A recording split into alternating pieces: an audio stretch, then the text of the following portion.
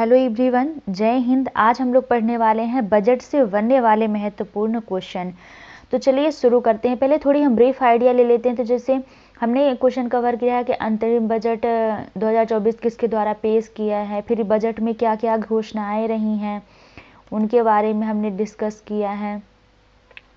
उसके बाद फिर हमने यहाँ क्वेश्चन भी देखा है कि भारत में बजट प्रणाली की शुरुआत किस वायसराय के कार्यकाल में हुई है। भारत का पहला बजट कब पेश किया गया, स्वतंत्र भारत का पहला बजट कब पेश किया गया, रेल बजट को कब अलग किया गया, रेल बजट को कब आम बजट में शामिल किया गया, पहला संयुक्त तो बजट संसद में कब पेश किया गया।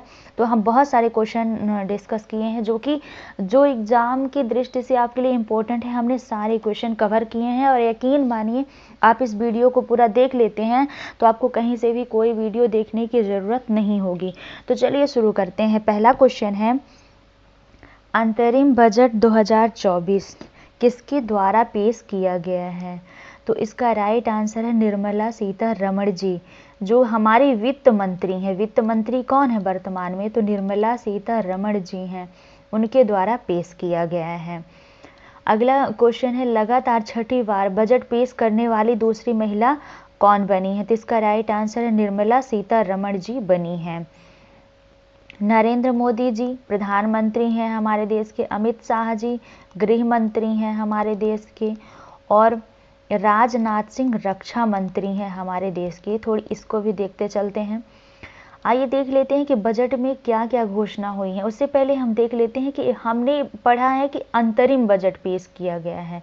कौन सा बजट पेश किया गया है, तो अंतरिम बजट पेश किया गया है। तो ये अंतरिम बजट क्या होता है, तो अंतरिम बजट चुनावी वर्ष के दौरान मौजूदा सरकार पूर्ण बजट पेश करने में असमर्थ रहती है, यानी वो पूर्ण बजट नहीं पेश कर सकती क्योंकि चुनाव होने रहते हैं। इसके बजाय वित्त मंत्री एक अंतरिम बजट पेश करते हैं जो थोड़े समय के लिए सरकार के खर्चों और राजस्व को कवर करता है। ठीक है, यानी कभी कोई पूछ दे कि अंतरिम बजट क्या होता है, तो अंतरिम बजट होता है थोड़े समय के लिए सरकार के खर्चों और राजस्व को कवर करता है, वो अंतरिम बजट कहलाता है। और ऐसा तब किया जाता है जब तक नई सरकार निर्वाचित होकर सत्ता ग्रहण नहीं कर लेती। अंतरिम बजट उसी समय पेश किया जाता है जब केंद्रीय बजट एक नियमित वित्तीय वर्ष में होता है, तब पेश किया जाता है। देख लेते हैं राजस्व घाटा क्या होता है। तो जब किसी सरकार का राजस्व व्यय उसकी राजस्व प्राप्तियों से अधिक हो जाता है तो इसके परिणाम स्वरूप राजस्व घाटा होता है ना। यानी व्यय से ज़्यादा हमारी व्यय से ज़्यादा प्राप्त हो। यहाँ पे क्या कह रहा है कि जब किसी सरकार का राजस्व व्यय उसकी राजस्व प्राप्तियों से अधिक हो जाता है, यानी प्राप्तियों से ज़्यादा तो हमारा खर्च, यानी हमको आ तो कम रहा है और जा हमारे से ज़्यादा रहा है, तो क्या हो जाता है, घाटा लग जाता है। जैसे हम लोग कोई काम करते हैं तो उसमें हम लागत तो ज़्यादा लगाते हैं लेकिन आता कम है, तो फिर उसमें क्या होता है, घाटा हो जाता है। सेम वैसे ही राजस्व घाटा भी होता है कि जब राजस्व व्यय उसकी राजस्व प्राप्तियों से अधिक हो जाता है, यानी राजस्व प्राप्त होने से ज़्यादा तो राजस्व व्यय हो रहा है, यानी खर्च हो रहा है, तो उसके परिणाम स्वरूप राजस्व घाटा होता है। इसका तात्पर्य है कि सरकार की आय उसके दैनिक कामकाज को पूरा करने के लिए अपर्याप्त है। अब देख लेते हैं बजट में किन किन चीज़ों के बारे में बताया गया है। तो सामाजिक न्याय में बताया गया है कि भारत को विकसित राष्ट्र बनाने के लिए 4 प्रमुख वर्ग गरीब, महिलाएं, युवा और अन्नदाता यानी किसान पर ध्यान केंद्रित किया जाएगा विकसित राष्ट्र बनाने के लिए। गरीबी पे बताया गया है कि 10 वर्षों में 25 करोड़ लोगों को बहुआयामी गरीबी से बाहर निकाला गया है। प्रधानमंत्री जनधन खातों का उपयोग करने से 34 लाख करोड़ रुपए के प्रत्यक्ष हस्तांतरण से सरकार को 2.7 लाख करोड़ रुपए की बचत हुई है। देखिए, जो योजनाएं बजट में बताई जाती हैं, जिनका नाम लिया जाता है, वो एग्जाम की दृष्टि से बहुत इंपॉर्टेंट हो जाती हैं। तो बहुआयामी गरीबी शब्द है, प्रधानमंत्री जनधन खाता है, ये सब वेरी वेरी इंपॉर्टेंट है, इन पे ज़रूर ध्यान दीजिएगा। पीएम स्वनिधि योजना है, इस पे 78 लाख स्ट्रीट वेंडरों को ऋण सहायता प्रदान की है, जिनमें से 2.3 लाख को तीसरी बार ऋण मिला है। प्रधानमंत्री जनमन योजना विशेष रूप से कमजोर आदिवासी समूह पीवीटीजी के विकास में सहायता के लिए शुरू की गई है। प्रधानमंत्री विश्वकर्मा योजना, ये तीनों ही योजनाएं बहुत महत्वपूर्ण हैं और एग्जाम में इनके बारे में पूछे जाने की 100% संभावना है। 18 व्यवसायों में लगे कारीगरों और शिल्पकारों को अंत तक सहायता प्रदान करती है प्रधानमंत्री विश्वकर्मा योजना। कृषि के बारे में देखें तो प्रधानमंत्री फसल बीमा योजना 4 करोड़ किसानों को फसल बीमा प्रदान करती है। इसके अलावा इलेक्ट्रॉनिक नेशनल एग्रीकल्चर मार्केट ई-नेम, जिसको हम लोग संक्षिप्त में पढ़ते आए हैं, ई-नेम ने 1361 मंडियों को एकीकृत किया है, जो 1.8 करोड़ किसानों को रुपए की ट्रेडिंग मात्रा के साथ 3 लाख करोड़ सेवाएं प्रदान करता है। प्रधानमंत्री किसान संपदा योजना में 38 लाख किसानों को लाभ हुआ है, 10 लाख रोजगार के अवसर पैदा हुए हैं। अंत में प्रधानमंत्री सूक्ष्म खाद्य प्रसंस्करण उद्यम योजना के औपचारिकीकरण ने 2.4 लाख स्व सहायता समूह और कुछ निश्चित संख्या में व्यक्तियों को क्रेडिट लिंकेज पाठ में निर्दिष्ट नहीं है कि सहायता के साथ सहायता प्रदान की है। महिला सशक्तिकरण के लिए महिला उद्यमियों को मुद्रा योजना के तहत 30 करोड़ से अधिक ऋण दिए गए हैं। उच्च शिक्षा में महिलाओं के नामांकन में 28% की वृद्धि देखी गई है। ये डायरेक्ट परीक्षा में पूछ सकता है कि महिलाओं के नामांकन में कितने % वृद्धि देखी गई है, तो 28% वृद्धि देखी गई है। STEM पाठ्यक्रमों में 43% नामांकन लड़कियों और महिलाओं का है, जो दुनिया में सबसे अधिक है। इसके अतिरिक्त प्रधानमंत्री आवास योजना के तहत 70% से अधिक ग्रामीण क्षेत्र की महिलाओं को दिए गए हैं। बिजली नई योजना के तहत 1 करोड़ परिवारों को रूफ टॉप सोलराइजेशन के माध्यम से प्रति माह 300 यूनिट मुफ्त बिजली मिलेगी। इस पहल से प्रत्येक घर को 15,000 रुपये और 18,000 रुपये सालाना बचाने की उम्मीद है। बिजली के लिए ऐसी घोषणा की गई है। आयुष्मान भारत योजना से सभी आशा कार्यकर्ता, आंगनबाड़ी कार्यकर्ता और सहायिकाओं को लाभ होगा। अनुसंधान और विकास 50 साल के ब्याज मुक्त ऋण के माध्यम से 1 लाख करोड़ रुपए का कोष स्थापित किया जाएगा। यह कोष कम या शून्य ब्याज दरों और लंबी अवधि के लिए दीर्घकालीन वित्त पोषण या पुनर्वित्त प्रदान करेगा। इसके अतिरिक्त रक्षा उद्देश्यों के लिए गहन तकनीक प्रौद्योगिकियों को मजबूत करने और आत्मनिर्भरता पहल में तेजी लाने के लिए नई योजना शुरू की गई है।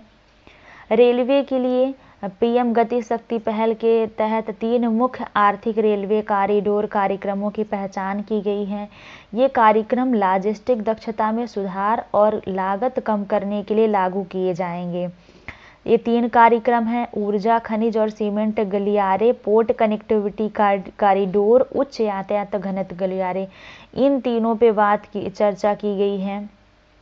इसके अतिरिक्त 40,000 सामान्य रेल बोगियों को वंदे भारत मानकों के अनुरूप परिवर्तित किया जाएगा। ये भी घोषणा की गई है। ये सब वेरी इंपॉर्टेंट फैक्ट हैं और एग्जाम में सीधे इनको ऐड कर दिया जाता है। हरित ऊर्जा में देखें तो वर्ष 2030 तक 100 मिलियन टन की कोयला गैसीकरण एवं द्रवीकरण क्षमता स्थापित की जाएगी। इसके अतिरिक्त परिवहन उद्देश्यों के लिए संपीड़ित प्राकृतिक गैस CNG और घरेलू उपयोग के लिए पाइप्ड प्राकृतिक गैस PNG में संपीड़ित बायोगैस CBG का क्रमिक और अनिवार्य मिश्रण होगा। प्रत्यक्ष विदेशी निवेश के लिए कहा गया है 2014 से 23 के दौरान 596 बिलियन अमेरिकी डॉलर का FDI प्रवाह हुआ है, जो 2005 से 14 के दौरान प्रवाह का 2 गुना है। विकसित भारत के लिए राज्यों में सुधार के लिए राज्य सरकारों द्वारा मील के पत्थर से जुड़े सुधारों का समर्थन करने के लिए 75,000 करोड़ रुपए का 50 वर्षीय ब्याज मुक्त ऋण प्रस्तावित है। ये एग्जाम में सीधा पूछा जाएगा कि राज्य सरकारों के लिए 2023-24 के अंतरिम बजट में कितने ऋण की घोषणा की गई, तो 75,000 करोड़ ऋण की घोषणा की गई है। अगला क्वेश्चन है, भारत में बजट प्रणाली की शुरुआत किस वायसराय के कार्यकाल में की गई थी, तो इसका राइट आंसर है लॉर्ड कैनिंग के कार्यकाल में की गई थी। डिटेल देख लेते हैं, तो वर्ष 1859 में वायसराय लॉर्ड कैनिंग ने अपनी कार्यकारिणी में जेम्स विल्सन को बतौर वित्त सदस्य नियुक्त किया था और विल्सन की पहल पर ही 1860 में पहली बार बजट पेश किया गया था। यानी भारत में जब ब्रिटिश काल चल रहा था, औपनिवेशिक काल चल रहा था, तब बजट कब पेश किया गया था, 1860 में बजट पेश किया गया था। और इसमें रेलवे का भी लेखा जोखा भी शामिल रहा है और जेम्स विल्सन को ही भारत में बजट प्रणाली का जन्मदाता कहा जाता है। यानी भारत में बजट, यदि हम बात कर ले हैं भारत में बजट कब पेश किया गया, तो 1860 में पेश किया गया। किसके द्वारा पेश किया गया था, तो विल्सन के द्वारा पेश किया गया था। किसके कार्यकाल में पेश किया गया था, तो कैनिंग के कार्यकाल में पेश किया गया था। और भारत में बजट प्रणाली का जन्मदाता कौन है, बजट प्रणाली का जन्मदाता कौन है, तो विल्सन है बजट प्रणाली का जन्मदाता भारत में। इन महत्वपूर्ण फैक्टों को ध्यान में रखें। अगला है, भारत का पहला बजट कब पेश किया गया था, तो इसका राइट आंसर 1860 में पेश किया गया था, हमने पहले ही बताया। यहाँ भी थोड़ी डिटेल देख लेते हैं, तो भारत का पहला बजट ब्रिटिश औपनिवेशिक शासन के दौरान 7 अप्रैल 1860 को पेश किया गया था और उस समय भारत के वित्त मंत्री जेम्स विल्सन ने इसे पेश किया गया था ना। यानी जो कैनिंग थे वो विल्सन को अपने वित्त मंत्रालय में बिना सदस्य के ही शामिल किए थे और 7 अप्रैल 1860 को पहला बजट पेश किया गया था। किसके द्वारा, तो भारत के वित्त मंत्री जेम्स विल्सन के द्वारा। स्वतंत्र भारत का पहला बजट कब पेश किया गया था, तो 1947 में किया गया था। थोड़ी डिटेल देख लेते हैं, तो सर आर के शनमुगम अलॉटमेंट स्वतंत्र भारत के पहले वित्त मंत्री ने 26 नवंबर 1947 को स्वतंत्र भारत का पहला बजट पेश किया था। यानी स्वतंत्र भारत के पहले वित्त मंत्री कौन थे, तो वित्त मंत्री थे सर आर के शनमुगम और इनके द्वारा पेश किया गया था पहला बजट स्वतंत्र भारत का। और कब पेश किया गया था, तो 26 नवंबर 1947 को पेश किया गया था। और बजट का जो विभाजन होता है, तो विभाजन का कारण था व्यापक स्टॉक के बीच पेश किया गया था। बजट 5 अप्रैल महीने के लिए था और अगला बजट 1948 से लागू हो गया था। पहली बार यह निर्णय लिया गया था सितंबर 1948 में। भारत और पाकिस्तान दोनों एक ही मुद्रा साझा करेंगे। उस समय जस्ट भारत का विभाजन हुआ था, तो 1948 में भारत और पाकिस्तान दोनों एक ही मुद्रा में अपना अपना बजट साझा करेंगे, ऐसा निर्णय लिया गया था। सर चेट्टी के भारत के वित्त मंत्री पद से हटने के बाद जॉन मथाई ने 1949-50 और 1950-51 में केंद्रीय बजट के लिए कार्यभार संभाला। 1949-50 के बजट में सभी रियासतों को शामिल करते हुए संयुक्त भारत के लिए बजट तैयार करने का पहला उदाहरण था। ये इतना इम्पोर्टेंट नहीं है और इधर ज़्यादा पढ़ने की ज़रूरत नहीं है, यहाँ का इतना तो वेरी इम्पोर्टेंट है। अगला क्वेश्चन देख लेते हैं, किस वर्ष रेल बजट को आम बजट से अलग कर दिया गया था, तो इसका राइट आंसर है 1920 में ऐसा किया गया था। डिटेल देख लेते हैं, तो 1920 में और किस समिति की सिफारिश पर, विलियम एकवर्थ समिति की सिफारिश में रेल बजट को आम बजट से अलग कर दिया गया था। ठीक है, एकवर्थ समिति ने अपनी सिफारिशों में रेल बजट को आम बजट से अलग करने का सुझाव दिया था, क्योंकि तत्कालीन समय में रेलवे अकेले भारत की सबसे बड़ी आर्थिक गतिविधि का संचालन करता था। विदित हो कि 1924 के आते आते पूरे देश में बजट में रेलवे की हिस्सेदारी 70% हो चुकी थी और इसी बात को ध्यान में रखते हुए एक अर्थ समिति की सिफारिशें मान ली गई थी। तो इधर का इतना इम्पोर्टेंट नहीं है, यहाँ का इम्पोर्टेंट है ज़्यादा कि वर्ष 1920 में विलियम एकवर्थ समिति की सिफारिश पे रेल बजट को आम बजट से अलग कर दिया गया था, और वो उसकी सबसे बड़ी आर्थिक गतिविधि थी। 70% हिस्सेदारी थी बजट में रेलवे की। इस वजह से अगला है, किस वर्ष रेल बजट को आम बजट में शामिल किया गया था? तो इसका राइट आंसर है 2016-17 में शामिल किया गया था रेल बजट को आम बजट में। यदि कभी एक सन दे दे तो 2016 ही आप लोग टिक करिएगा, क्योंकि 2016 में डिटेल देख लेते हैं तो 21 सितंबर 2016 को आम बजट के साथ रेल बजट के विलय को मंजूरी मिली थी। यानी मंजूरी तो 2016 में ही मिली थी, लेकिन 1 फरवरी 2017 को पहला संयुक्त बजट संसद में पेश किया गया था। तो कभी सिंगल ऑप्शन में दे दे तो 2016 में ही बजट को शामिल किया गया था, या 17 ही कहिएगा, क्योंकि मंजूरी बस मिली थी 21 सितंबर को, और उसके बाद पहला बजट 2017 में शामिल किया गया था। तो या फिर आप लोग ऑप्शन में इसी को टिक करिएगा, क्योंकि वो तो महीना लास्ट हो गया था। तो 2017 में, यानी किस वर्ष रेल बजट को आम बजट में शामिल किया गया? तो 2017 में शामिल किया गया था। यहाँ डिटेल देख लेते हैं तो 21 सितंबर 2016 को आम बजट के साथ रेल बजट के विलय को मंजूरी दी गई थी, और 1 फरवरी 2017 को पहला बजट संसद में पेश किया गया था, संयुक्त बजट संसद में। रेलवे के अलग बजट की प्रथा 1924 में शुरू हुई थी, और यह एकवर्थ समिति की सिफारिशों पर शुरू की गई थी।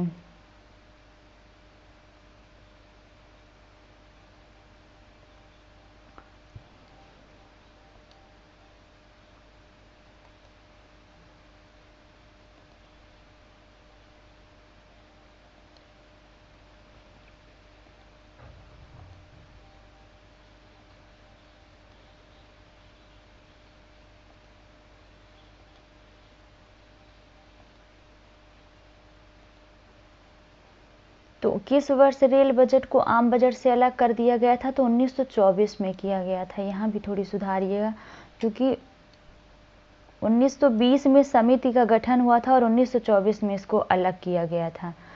थोड़ी यहाँ ध्यान दीजिएगा, हमने मिस्टेक की है। तो वर्ष 1920 में विलियम एकवर्थ समिति के नेतृत्व में एक समिति का गठन किया गया था, और एकवर्थ समिति ने अपनी सिफारिशें दी थी रेल बजट को आम बजट से अलग करने के लिए, और उस समय भारत की सबसे बड़ी आर्थिक गतिविधि का संचालन करता था रेलवे। और फिर 1924 के आते आते पूरे देश के बजट में रेल बजट की हिस्सेदारी 70% हो चुकी थी, और इस बात को ध्यान में रखते हुए एकवर्थ समिति की सिफारिशें मान ली गई थी। तो 1924 में अलग किया गया था। 1920 में समिति का गठन किया गया था। रेलवे के लिए अलग बजट की प्रथा 1924 में शुरू हुई थी, और यह एकवर्थ समिति की सिफारिशों पर किया गया था। रेल बजट का आम बजट में विलय। तो रेलवे के पुनर्गठन के हिस्से के रूप में रेल बजट का आम बजट में विलय करने का सुझाव हाल ही में नीति आयोग के सदस्य विवेक देव राय की अध्यक्षता वाली समिति ने दिया था। यानी जो रेल बजट को अलग करने की सिफारिश किस समिति ने दी थी? तो एकवर्थ समिति ने दी थी। इसको वेरी वेरी इंपॉर्टेंट है, इसको आप इम्पोर्टेंट मार्क करिएगा, स्टार मार्क करिएगा। तो एकवर्थ समिति ने रेल बजट को आम बजट से अलग करने की सिफारिश की थी, लेकिन विवेक देव राय की अध्यक्षता वाली समिति ने रेल बजट को आम बजट में विलय करने की सिफारिश दी थी। अगला है, पहला संयुक्त बजट संसद में कब पेश किया गया था? तो इसका राइट आंसर है 2017 में पेश किया गया था संसद का संयुक्त बजट। अगला है, संविधान में बजट शब्द की जगह क्या प्रयोग हुआ है? तो इसका राइट आंसर है उपयुक्त दोनों, यानी वार्षिक वित्तीय विवरण, अंग्रेजी में बोलते हैं एनुअल फाइनेंशियल स्टेटमेंट। तो संविधान के अनुच्छेद 112 में बजट शब्द नहीं लिखा हुआ है, वार्षिक वित्तीय विवरण ही लिखा हुआ है। ये एग्जाम में पूछा गया क्वेश्चन है, आप लोग ध्यान दीजिएगा, और ओल्ड ईयर क्वेश्चन पेपर में आप लोग मिलाइएगा, यूपीएससी के क्वेश्चन में ऐसा पूछा गया है। अगला है, वार्षिक वित्तीय विवरण AFS का वर्णन संविधान के किस अनुच्छेद में है? तो इसका राइट आंसर अनुच्छेद 112 में है। अगला है डिटेल देख लेते हैं। तो भारतीय संविधान के अनुच्छेद 112 के अनुसार एक वर्ष के केंद्रीय बजट को वार्षिक वित्तीय विवरण कहा जाता है, एनुअल फाइनेंशियल स्टेटमेंट, और अंग्रेजी में कहते हैं AFS। यह एक वित्तीय वर्ष में सरकार की अनुमानित प्राप्तियों और व्यय का विवरण है, जो चालू वर्ष में 1 अप्रैल से शुरू होकर अगले 31 मार्च को समाप्त होता है। अगला है वित्त मंत्रालय के किस विभाग के अंतर्गत बजट प्रभाग आता है? तो इसका राइट आंसर है आर्थिक मामलों का विभाग के अंतर्गत आता है। थोड़ी डिटेल देख लेते हैं। तो वित्त मंत्रालय के अंतर्गत आर्थिक मामलों के विभाग का बजट प्रभाग बजट तैयार करने हेतु जिम्मेदार केंद्रीय निकाय, यानी बजट कहाँ तैयार किया जाता है? तो आर्थिक मामलों के विभाग के अंतर्गत बजट प्रभाग है और उसकी जिम्मेदारी होती है, बजट प्रभाग की बजट तैयार करने हेतु जिम्मेदारी होती है। वित्त वर्ष की अवधि क्या है? तो इसका राइट आंसर है 1 वर्ष 1 अप्रैल 2024 से 31 मार्च 2025 तक है। यदि हम बात करें 2 वर्ष 11 माह 18 दिन, तो संविधान बनने में समय लगा था। संविधान बनने का समय हमने यहाँ लिख दिया था। संविधान को बनने में, हमारे देश के संविधान को बनने में 2 वर्ष 11 माह 18 दिन लगे थे। अगला वित्त वर्ष 2023-24 के लिए भारत का आदर्श वर्ष क्या है? तो 7.3%। ये आदर्श वर्ष के रूप में चुना गया है इसको। ये वैसे इस वर्ष की GDP कहिए रहने वाली है, ऐसा। अगला हम देख लेते हैं। अगला है संसद में बजट 6 चरणों में गुजरता है। एक इम्पोर्टेंट पॉइंट है कि मतलब संसद में बजट कितने चरण में गुजरता है। तो सबसे पहले बजट की प्रस्तुति होती है, फिर उस पर आम चर्चा होती है, उसके बाद विभागीय समितियों द्वारा जांच होती है, अनुदान मांगों पर मतदान होता है, विनियोग विधेयक पारित करना रहता है, इसके बाद वित्त विधेयक पारित करना रहता है। तो ये 6 चरणों से गुजरता है, 6 चरणों से गुजरता है बजट संसद में। So thanks for watching my video. आशा है कि वीडियो आपके लिए काफ़ी हेल्पफुल होगी और आप वीडियो को पूरा ज़रूर देखेंगे। Thank you.